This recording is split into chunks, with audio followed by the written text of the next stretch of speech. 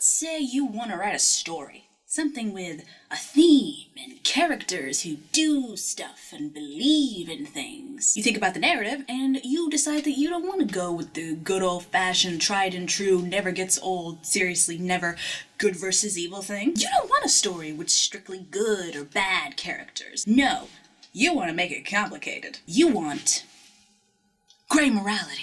So what is gray morality? TV Tropes says, in an all-gray conflict, neither side is totally good or completely evil. Both sides have a strong, justifiable reason for fighting and contain a mixture of people of all kinds, from admirable, upstanding individuals to vicious, slimy scumbags. In most cases, one side has better reasons and more good people than the other. The protagonists usually fight for this better side, and if they don't, they'll switch sides before the end. So basically, it's writing a story where nobody is completely right or wrong, but everybody still has reasons for their actions, like solid, justifiable reasons. They don't have to be good reasons. They just have to make sense. And in the end, your protagonist, or just the narrative, ends up choosing one side. For any number of reasons. Usually the reason being that one side does the least harm.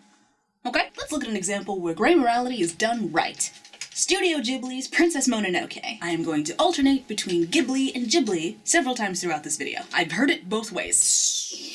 Princess Mononoke is a movie about the never-ending struggle between nature and progress. The main character is Ashitaka, but he's very much middling in the major conflict. The real players here are San and Lady Eboshi. San is a human girl who was abandoned by her human parents after the wolf goddess Moro caught them violating the forest. And so San grew up under the care of the wolf goddess, with the forest and all of its spirits being all that she knows. She's convinced that the forest is an objective good that needs to be preserved indefinitely, and she'd die to protect it from the humans, whom she's deemed as monsters who only harm it. Humans, like Lady Eboshi. Once a slave sold to pirates, she eventually freed herself after her owner was killed and then moved on to become the leader of Irontown. She leads the iron workers there in a two-front war against the forest gods and the local warlords, hoping to turn the forest into more mining land for the town and start an independent community free from the emperor or feudal lords. Eboshi is adored and revered by everyone in the town, as she was the one who freed them from their oppressive environments by bringing them all to her Irontown. She's tough as hell and has a big-ass heart. She uses the funds from selling the iron they make to buy brothel girls and hire them as workers and train them as fighters. She also provides a haven for lepers and other outcasts. She's also a feminist icon. Chigo's riflemen may turn on us, and if that happens, I'll need every one of you here to fight them.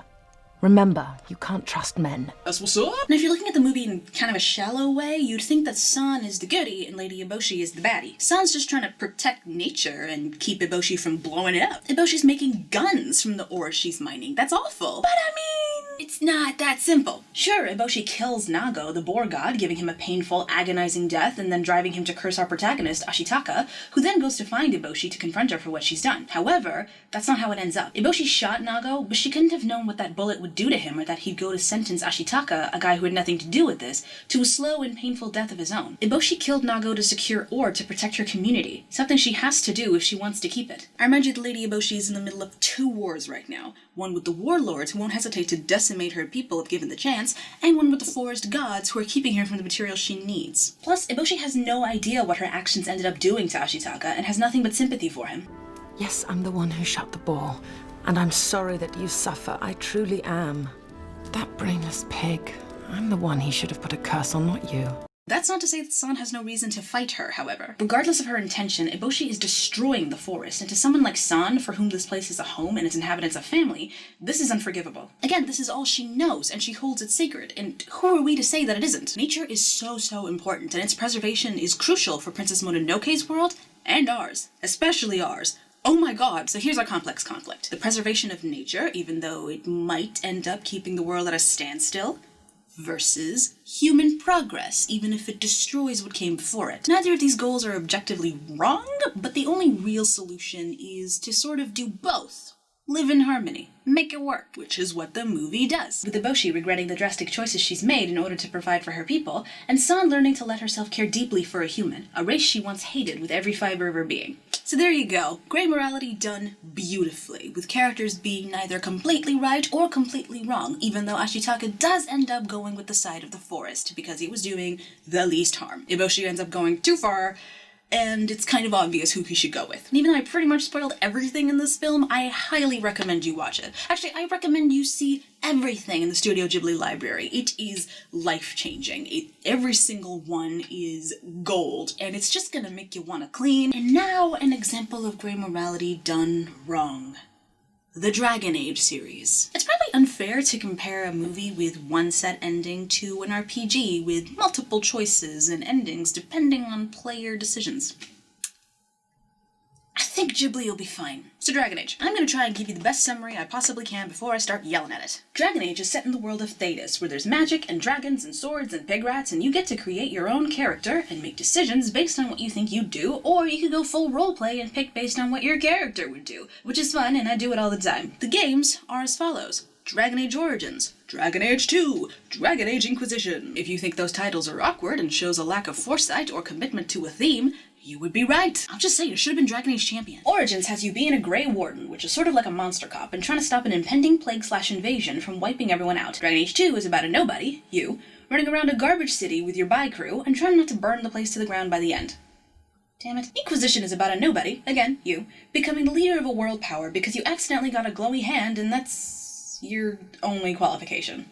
Put that shit in your CV. So one of the many major conflicts in the games are that of the Mages and Templars. Mages are magic people, and Templars are like Grey Wardens, except a million times worse because they don't kill monsters, they capture and often murder mages. They're the muscle of a giant faction called the Chantry, which is basically the Catholic Church, and they come and take children with magic away indefinitely, and very often don't let them see their families ever again, or even tell them about them. They're trapped in these places called circles, magical jails, and they're kept there till they die of old age or more likely murdered by a Templar.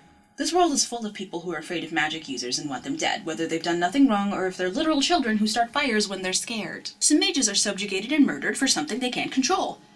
Cool. They're not super into it, surprisingly, and they fight whenever they can. There are rebels like Fiona and Anders who go against the abuses mages suffer, with Fiona adding another level of it because she's an elf and they're treated even worse. The games give you every opportunity to be pro-mage and anti-Templar, and you pretty much have every reason to be. In Origins, the Templars in the Ferelden Circle are so incredibly competent, when they're forced to deal with a blood mage, the thing they've been trained to deal with, and they're supposed to be prepared for, they decide to trap every single mage and Templar inside the building and then annul the circle, which is what they call it when they kill every single mage inside the circle regardless of what they've done. Just a mindless slaughter of every person. But then you show up with your band of idiots and you clean it all up. And you haven't even been trained for it. It's not like that's your job. You can choose to annul the circle if you want, but like why would you do that? I mean, I guess if you're playing an evil character, it's fine.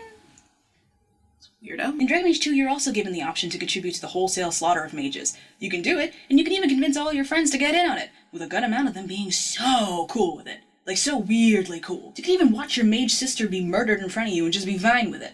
Nothing ever comes out of it. Good job, you finished the game, whoa! In Inquisition, you can continue your creepy anti-mage agenda and choose against mages at every turn. The Mage-Templar War is in full swing by then, but it's barely background noise, and it's cool because you have your whole army of Templars and the ex-Circle mages can barely protect themselves, because they were never taught to fight. Game over, you did it, If you're given any good reason to feel bad about what you've done, it's short-lived. You can just keep killing mages forever if that's what you want. You get no consequences, so why not? So here's our problem. Dragon Age is trying super hard to use grey morality, but it's weird and bad, and more of a murky brown, probably because of all the blood. You're never rewarded for doing the right thing, and even worse, a lot of times you're given the impression that what you're doing isn't 100% right, even though it is. I don't know, man, I think choosing not to kill a bunch of innocent, unarmed people, including children, means that my moral compass is pretty solidly pointing north. I'm Captain America over here. Mages and elves are presented as being oppressed by non-mages and humans respectively. Elven mages get the worst of both worlds. They're imprisoned forever or forced into living in forests and slums, and yet we're still supposed to believe this is great. We're supposed to think every single option is valid and that there's no right answer. I got an answer for you, buddy. Destroy the Chantry and revive the Elven Empire. Let's go! Dragon Age is garbage. Writing is all over the place, and they refuse to pick a side. You can argue that the essence of grey morality is that you can't pick a side, but you would be wrong. Ashitaka picked the side of less suffering, the forest. Eboshi was never going to stop until the forest god was dead, and when she killed him, she got immediate consequences, and even realized that she was wrong in the end. She was not wrong to protect and provide for her people, she was wrong to murder the forest spirit, who never harmed her and who she could have avoided, but she was determined to do it. Dragon Age has no such nuance. No one is wrong unless it's obvious, like a serial killer or something, but Templars and humans, who have huge body counts, aren't murderers. On one side, we have mages and elves who want to live their lives in peace. On the other side, we have Templars and humans who want them to die. Whoa, man, tough one! Grey morality is complicated, and sometimes has no clear answers. But Dragon Age does it so badly, it's frustrating. The mages and the elves, even if they have a few baddies in their ranks, are not equal to their oppressors. They're being oppressed! It's a fantasy allegory for racism that just doesn't work. Especially when it's revealed later that elves somehow deserve their oppression. And that's just the whole thing I can't get into right now. It is just so dumb. So what we learn, if you want to use gray morality in a story, do it right, or else you're just gonna look like an idiot with an obnoxious amount of privilege. Or just forget that borderline pretentious nonsense and just keep it basic. Seriously, there's nothing wrong with a simple by-the-book good versus evil story. I don't know why everybody has to make it fancy. Just relax.